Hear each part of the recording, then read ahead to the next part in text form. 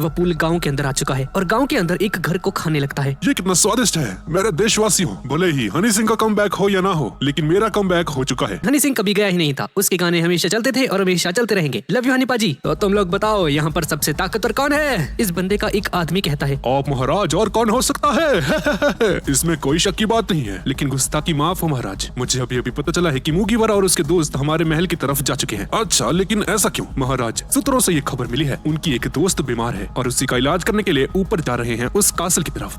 जाने दो, कितने बेवकूफ हैं। शायद उसे पता नहीं इस आइलैंड के सभी डॉक्टर्स मेरे पास हैं। गुस्ताखी माफ हो महाराज, पर मुझे पता चला है कि वहाँ पर डॉक्टर कुरेहा रहती है। हाँ, वही डॉक्टर जिसे हम लोग पकड़ नहीं पाए थे। क्या वो बुढ़िया मेरे आलीशान महल में क्या कर रही है? उस मूगीवारा को खत्म करने के बाद मैं उसे भी खा जाऊंगा। मेरे महल की तरफ चलो। और तभी डाल्टन यहाँ पर आ जाता है और आने के साथ ही वपूल के ऊपर हमला कर देता है। मैं आज तुम्हें मारने के लिए यहाँ पर आया हूँ। अच्छा, तो तुम जिंदा हो? हाँ। वपूल समो को मारने की तुम्हारी हिम्मत कैसे हुई? हम देखते हैं कि कुछ डॉक्टर से सामने आते हैं और वो लोग वपूल को पल भर में ही ठीक कर देते हैं और वपूल वापस से खड़ा हो जाता है। वपूल, मुझे लगता है हम दोनों को इस आइलैंड को छोड़कर भाग जाना चाहिए। डाल्टन सर, ये क्या कह रहे हो आप? जिस इंसान को इस आइलैंड को छोड़कर जाना चाहिए वो वपूल है, आप नहीं। यकीन नहीं होता? तुम बिना डॉक्टर के इतने महीने से जी रहे हो, लेकिन अब मैं यहाँ पर आ चुका हूँ और अब से तुम्हें चिंता करने की जरूरत नहीं है। मैं तुम्हें अपने डॉक्टर्स को इस्तेमाल करने दूंगा, बस तुम्हें मुझसे भीख मांगनी होगी। तो अब तुम लोग खुश हो ना? इसे मार दो जल्दी। डाल्टन अपनी जानवर वाली फॉर्म में आ जाता है। दरअसल डाल्टन ने एक डेविल फ्रूट खाया है, जिसकी वजह से डाल्टन एक जानवर में बदल सकता है और डाल्टन एक ही झटके में बहुत सारे लोगों को मार देता है। लेकिन तभी ये अजीब से दिखने वाला आदमी अपना धनुष निकालता है और डाल्टन की जगह उसके लोगों पर हमला कर देता है। इस बंदे को इस बात के बारे में अच्छे से पता था कि डाल्टन अपने लोगों को बचाने के लिए अपनी जान भी कुर्बान कर सकता है और होता भी ठीक ऐसा ही है। अपने लोगों के सामने डाल्टन आ जाता है और वह सारे तीर अपने ऊपर ले लेता है और डाल्टन नीचे जमीन पर गिर जाता है और ये देखकर वपूल बहुत ज्यादा खुश था। ये क्या हो रहा है? एक अर्थक्वेक? इन सभी को रियलाइज हो जाता है कि एक अर्थक्वेक आ रहा है। इस तरफ जोरो एक हाथ पर खड़ा होके पुशअप्स मार रहा था। 25,633। भाई साहब, ये 25,000 पुशअप्स मार चुका है भाई। जोरो कितना ताकतवर है भाई ये। इस वक्त जोरो उसी पहाड़ पर था जहाँ पर वो एवलांच आ रहा है और देखते ही देखते जोरो भी उसी तूफान के अंदर बह जाता है। इस तरफ लूफी और सांजी, इन दोनों को एवलांच हिट कर चुका था और ये दोनों हवा में थे। सांजी उस एवलांच के साथ बहते जा रहा था। लूफी अपना हाथ बड़ा करके सांजी को पकड़ लेता है और सांजी और लूफी एक क्रिसमस ट्री के ऊपर राइड करके खड़े हुए थे और सांजी कहता है, हम कितने करीब आ चुके हैं, इस चीज को भी अभी होना था क्या? वो देखो, वो रहा सामने कासल। और सिचुएशन को और भी ज्यादा खराब करने के लिए खरगोश यहाँ पर आ जाते हैं। ये दोनों भी लूफी और सांजी की तरह एक लकड़ी के ऊपर खड़े होके सर्फिंग कर रहे थे और लूफी और सांजी के ऊपर हमला करना शुरू कर देते हैं। अरे यार, इनकी दिक्कत क्या है? लूफी कैसे भी करके हर चीज को संभाल रहा था, लेकिन ये खरगोश इनका पीछा नहीं छोड़ रहे थे। और तभी सांजी देखता है कि उसके सामने एक बहुत बड़ा पत्थर है और अगर लूफी और नामी इस चीज से टकराते हैं तो शायद नामी की मौत हो सकती है। सांजी बुरी तरह से डर जाता है और डिसाइड करता है कि वो अपने आप को सैक्रिफाइस कर देगा। लगता है मुझे इन्हें बचाना होगा और सांजी लूफी और नामी को पकड़कर दूर फेंक देता है। लूफी और नामी बच तो जाते हैं, लेकिन सांजी उस पत्थर से टकरा जाता है और सांजी बुरी तरह से घायल हो जाता है और उस एवलांच के साथ बहने लगता है। लूफी नामी को लेकर उस पत्थर के ऊपर चढ़ चुका था। सांजी को बचाने के लिए अपने हाथ को बड़ा करता है। सांजी बेवकूफ, ये ऐसी चीजें मत क्या करो मुझे बिना बताए, जल्दी मेरा हाथ पकड़ो। सांजी लूफी का हाथ पकड़ लेता है और इसे लगता है कि इसने सांजी को बचा लिया है, पर लूफी के हाथ में सांजी का सिर्फ एक ग्लव होता है, जिसका मतलब है कि सांजी इस एवलांच के साथ बह चुका है। हम देखते हैं कि बर्फ का तूफान उस गांव की तरफ आगे बढ़ने लगता है जहाँ पर वपूल और वो सभी लोग थे। हमें जल्दी से यहाँ से निकलना होगा, जल्दी यहाँ से भागो। लेकिन अब तक बहुत देर हो चुकी थी। ये एवलांच सभी लोगों को निगल जाता है, इंक्लूडिंग वपूल। और इस तरफ प्रिंसेस वीवी और उसॉप उस एवलांच से बचकर भाग रहे थे, लेकिन ये दोनों भी उस एवलांच से बच नहीं पाते हैं और एवलांच इन दोनों को भी निकल जाता है। कुछ समय के बाद एवलांच थम जाता है। हर जगह बहुत शांति है। हम लूफी को देखते हैं। लूफी नामी को एक जगह पर लेटाकर कहता है, नामी बस थोड़ी देर और, मैं सांजी को भी लेकर आता हूँ। और लूफी सांजी को ढूंढने के लिए चला जाता है और हम देखते हैं कि पूरा गाँव बर्फ से ढक चुका था। लेकिन तभी हम वपूल को देखते हैं और अपनी डेविल फ्रूट की पावर का यूज करके अपने ऊपर पड़ी बर्फ को खा लेता है और हम देखते हैं कि इसके दोनों चेले भी जिंदा है और इसने इन दोनों को अपने मुंह के अंदर छुपा कर रखा हुआ था। मैं उस मूगीवारा को छोड़ूंगा नहीं। गुस्ताखी माफ महाराज, लेकिन इस बार उसकी गलती थोड़ी थी। नहीं, पक्का वो मूगीवारा ही होगा जो कि अपने साथी के साथ उस पहाड़ के ऊपर चढ़ा और कूदने लगा, जिसकी वजह से ये एवलांच आया। अब वो नहीं बचने वाला। और इस तरफ हम उसी खरगोश को देखते हैं। उसका एक साथी बर्फ के नीचे दबा हुआ था और एक खरगोश पूरी कोशिश कर रहा था उसे बाहर निकालने की, लेकिन ये बेचारा कुछ नहीं कर पा रहा था। और तभी लूफी यहाँ पर आ जाता है। लूफी ने सांजी को ढूंढ लिया था और नामी के साथ जा रहा था। लूफी को देखकर ये खरगोश डर जाता है। इसे लग रहा था कि लूफी इन्हें मारने आया है यहाँ पर और ये नन्हा खरगोश अपने साथी को घेर कर खड़ा हो जाता है। लूफी सामने से चलकर आ रहा था और अपना हाथ आगे बढ़ाता है इस खरगोश की तरफ। ये देखकर ये खरगोश डर जाता है और हम देखते हैं कि लूफी उस बड़े खरगोश को बाहर निकाल देता है उस बर्फ से और इसकी हेल्प करके बिना कुछ कहे यहाँ से चला जाता है। ये दोनों रैबिट्स सोचने लग जाते हैं कि क्या लूफी सच में इतना बुरा है क्या। लूफी डॉक्टर कुरेहा वाले पहाड़ के बहुत करीब पहुंच जाता है, लेकिन तभी वपूल इसके सामने आ जाता है अपने दोनों साथियों के साथ। लेकिन लूफी इसे भी इग्नोर करके बस आगे की तरफ बढ़ता जा रहा था। ये देखकर वपूल को बहुत गुस्सा आ जाता है। रुक जाओ वहीं पर, तुम्हारी हिम्मत कैसे हुई मुझे इग्नोर करने की? हाँ, मेरे रास्ते से हट जाओ। मैं तेरे रास्ते से हट जाऊं? पागल हो गया है क्या? अगर मुझे जाना ही होता तो यहाँ पर क्यों आता? लेकिन लूफी इसे कुछ नहीं कहता है और फिर से इसे इग्नोर करके आगे बढ़ने लगता है उस कासल की तरफ। ये देखकर वपूल हक्का बक्का रह जाता है। मुझे लगता है एक नया कानून लेकर आना पड़ेगा।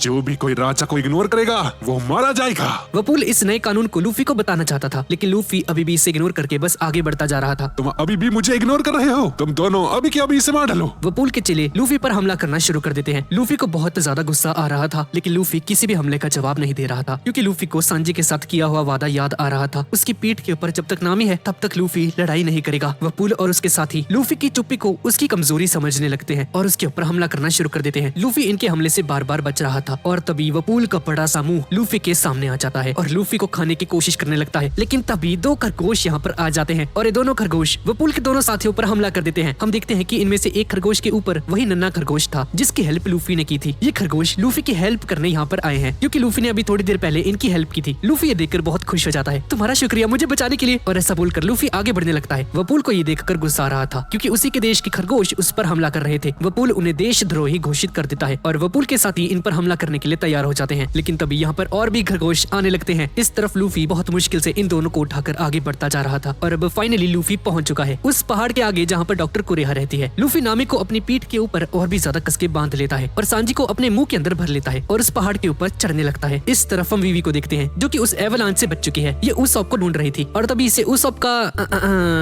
मतलब नाक दिखता है। भाई क्या सोच रहे थे लोग? और उसॉप की नाक को पकड़कर इसे बर्फ से बाहर निकाल देती है। उसॉप नहीं, उसॉप जाग जाओ, मर रहा मत। उसॉप उसॉप देखो नामी ठीक हो गई, जल्दी उठ जाओ। वीवी उसॉप को इतनी प्यार से जगाती है कि इसकी हालत कुछ ऐसी हो जाती है। शुक्रिया वीवी, तुमने मुझे बचा लिया, पर मेरा चेहरा थोड़ा सा सूज चुका है। भाई इन्होंने ऐसा कैसे कर लिया? भाई उसॉप का चेहरा क्यों सूज रखा है? ऐसा क्या हुआ है? खैर, और तभी जोरो भी बर्फ तोड़कर इनके सामने खड़ा हो जाता है। ये कितना करीब था, क्या मैं जिंदा हूँ? जोरो उसॉप को देखता है लेकिन ये पहचान नहीं पाता उसॉप को क्योंकि उसका चेहरा अभी सूज रखा है। दोनों एक दूसरे को घूरने लगते हैं और तभी इसकी नजर उसॉप की नाक पर जाती है जिससे कि जोरो को समझ में आ जाता है कि ये उसॉप है। ये तो उसॉप है। तुम यहाँ पर क्या कर रहे हो? साले जोरो, तुझे मेरी नाक नहीं दिखती क्या? इतनी बड़ी है, कैसा दोस्त है तू? दूसरी तरफ हम देखते हैं कि वपूल ने सभी खरगोशों को मार दिया है और लूफी से बदला लेने के लिए पूरे तरीके से तैयार है। लूफी अपनी पूरी जान लगाकर उस पहाड़ के ऊपर चढ़ रहा होता है, लेकिन कुछ देर चढ़ने के बाद सांजी लूफी के मुंह से नीचे गिर जाता है। लूफी अपने गले को टच करता है और सांजी को दोबारा से पकड़ लेता है। इस तरफ जोरो, उसॉप और वीवी आगे बढ़ने लगते हैं और आगे बढ़ते हुए सामने देखते हैं कि एक गाँव है। अरे वो देखो, ये तो वही गाँव है जहाँ हम पहली बार आए थे। ये पूरा गांव बर्फ में डूबा हुआ था। सामने सभी विलेजर्स खड़े हुए थे और सुरक्षा दल का एक आदमी कहता है, डाल्टन अब नहीं रहा और राजा वपूल यहाँ पर आ चुके हैं। तुम्हारा राजा यहाँ से जा चुका है। डाल्टन इस बर्फ के नीचे अभी कहीं पर दबा होगा, बेचारा। सभी लोग पीछे हट जाओ और अपने राजा के सामने अपना सर झुकाओ। तुम लोगों का सिर्फ एक ही राजा है और वो है राजा वपूल, और अगर किसी को इनकी हुकूमत से परेशानी है तो सामने आओ। जोरो भी ये सब कुछ देख रहा होता है और देखता है कि ये लोग वही हैं जिन्होंने वीवी के ऊपर गोली चलाई थी, और जोरो बिना कुछ सोचे समझे इस बंदे पर हमला कर देता है और उनमें से एक को मारकर इसकी जैकेट ले लेता है। कितना गर्म है, मैं इसे ले रहा हूँ। ये देखकर इस बंदे के सभी साथी हैरान हो जाते हैं और जोरो पर हमला करने के लिए आगे बढ़ने लगते हैं। लगता है तुम लोग अभी भी नहीं समझे। ये सभी लोग जोरो पर हमला करने लगते हैं और जोरो इनमें से 3 बंदों की तलवारें छीन लेता है। तो गाइस, अब जोरो के पास 3 तलवारें हैं और आप जानते हैं कि अब क्या होने वाला है। जोरो ओनिगिरी का यूज करके एक ही बार में इन सभी को खत्म कर देता है। सभी गाँव वाले ये देखकर हैरान रह जाते हैं, यहाँ तक कि प्रिंसेस वीवी भी ये देखकर हैरान हो जाती है। शाबाश जोरो, मुझे तुम पर गर्व है। चलो अब डाल्टन को ढूंढा जाए। और ये सभी लोग बर्फ में फंसे डाल्टन को ढूंढने लगते हैं। उसॉप और वीवी भी इस काम में लग जाते हैं। इस तरफ हम देखते हैं कि लूफी अभी भी उस पहाड़ के ऊपर चढ़ने की कोशिश कर रहा था। ठंड की वजह से लूफी का पूरा शरीर लाल हो चुका था। लूफी को पहाड़ की चोटी अपने बहुत करीब दिख रही थी और अपनी पूरी ताकत से ऊपर बढ़ रहा होता है, लेकिन तभी लूफी का हाथ फिसलने लग जाता है और नीचे की तरफ गिरने लगता है। लूफी के हाथ और पैर घिसने लगते हैं और उनसे खून आना शुरू हो जाता है, लेकिन फिर भी लूफी हार नहीं मानता। लूफी दर्द से चिल्लाने लगता है, लेकिन फिर भी कैसे भी करके खुद को संभालता है। लूफी हार नहीं मानता और इतनी नीचे आने के बाद भी वापस से उस पहाड़ के ऊपर चढ़ने लगता है। लूफी की शक्ल नीली पड़ने लगती है। लूफी की बॉडी पूरी तरह से लाल हो चुकी थी और लूफी अपनी पूरी जान लगाकर पहाड़ी के ऊपर पहुंच जाता है और लूफी सांजी और नामी को नीचे जमीन पर रखता है। लूफी बहुत ज्यादा थक जाता है और वहीं पर बेहोश हो जाता है। डॉक्टर प्लीज नामी की। लूफी जहाँ पर बेहोश हुआ था वो इस पहाड़ी का कोना था और वहाँ की बर्फ कट के नीचे गिरने लगती है। लूफी भी नीचे गिरने लगता है, लेकिन तभी लूफी का हाथ एक बड़ा सा जानवर पकड़ लेता है और ये कोई और नहीं बल्कि चॉपर है, जो कि डॉक्टर कुरेहा के साथ रहता है और ये बंदा बहुत ही जल्द हमारी क्रू को ज्वाइन भी करने वाला है। चॉपर लूफी को नीचे गिरने से बचा लेता है। तो गाइस, अपना लूफी फाइनली बहुत मुश्किल से नामी को डॉक्टर कुरेहा के पास लेकर आ चुका है। अब थोड़ी देर बाद हम नामी को देखते हैं। नामी किसी जगह पर लेटी हुई थी और पहले से बेहतर महसूस करने लगती है। नामी अपनी आंखें खोलती है और अपने सामने एक रेनडियर को देखती है और ये रेनडियर अपने दोनों पैरों के ऊपर खड़ा हुआ है। तो गाइस, इस रेनडियर का नाम चॉपर है। चॉपर नामी को जगा हुआ देखकर डर जाता है और अपने आप को छुपाने के लिए पीछे जाकर खड़ा हो जाता है। नामी को बिना मेकअप के देखकर ये डर जाता है। तुम कितने स्लो हो और पूरी तरह से छुपे भी नहीं हो। खैर, तुम्हारा नाम क्या है और तुम हो क्या? इंसान चुप हो जाओ, बस इतना बताओ तुम्हारा फीवर कैसा है? चॉपर बिना जवाब सुने पीछे मुड़कर भागने लगता है और पूरे रूम में घूमना शुरू कर देता है। भाई कितना अजीब है ये, कर क्या रही है? ये सारी आवाजें सुनकर डॉक्टर कुरेहा सामने आती है और ये बेवड़ी रम पी रही होती है। लगता है तुम्हारा बुखार थोड़ा कम हो चुका है लड़की, क्या तुम ठीक हो? डॉक्टर कुरेहा नामी के सर को टच करती है। 38.2 डिग्री। पहले से बेहतर हो तुम अब, पर अभी भी पूरी तरह से ठीक नहीं हो। कितनी स्वादिष्ट है ये रम।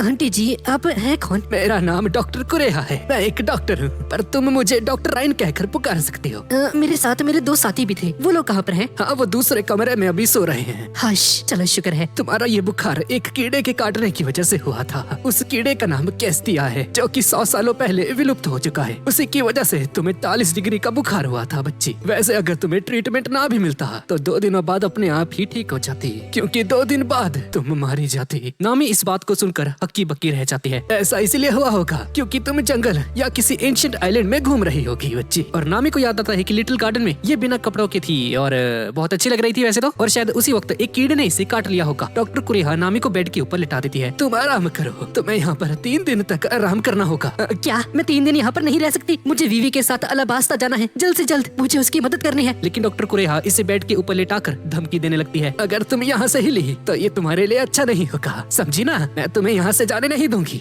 जब तक तुम पूरी तरह से ठीक नहीं हो जाती। हम चॉपर को देखते हैं जो कि लूफी और सांजी के रूम में था। चॉपर लूफी को ध्यान से देख रहा होता है। मैंने आज तक ऐसा इंसान नहीं देखा है। ये अभी थोड़ी देर पहले 5000 फीट पर 2 इंसानों को अपने साथ लेकर आया। और हम देखते हैं कि लूफी अपने होश में नहीं होता है और उसकी पूरी बॉडी फ्रॉस्ट बाइट से कवर हो चुकी थी। इसका पूरा शरीर जम चुका था और सांजी की 6 रिब्स टूट चुकी थी और इसकी स्पाइनल कॉर्ड भी फ्रैक्चर हो चुकी थी। लेकिन नामी की हालत सबसे ज्यादा खराब थी। नामी बस मरने ही वाली थी। और जब डॉक्टर कुरेहा नामी का इलाज करने के लिए बाहर आती है तो लूफी डॉक्टर कुरेहा का हाथ पकड़ लेता है और डॉक्टर कुरेहा समझ जाती है कि लूफी क्या कहना चाहता है। तुम चिंता मत करो, मैं इन दोनों को बचा लूंगी बच्चे, तुम चिंता मत करो। लूफी ने अपने दोस्तों के लिए ये सब कुछ किया और ये सारी बातें चॉपर के दिमाग में घूम रही थी। और देखते ही देखते लूफी को होश आने लगता है और जैसे ही लूफी अपनी आंखें खोलता है तो उसकी नजर चॉपर पर जाती है।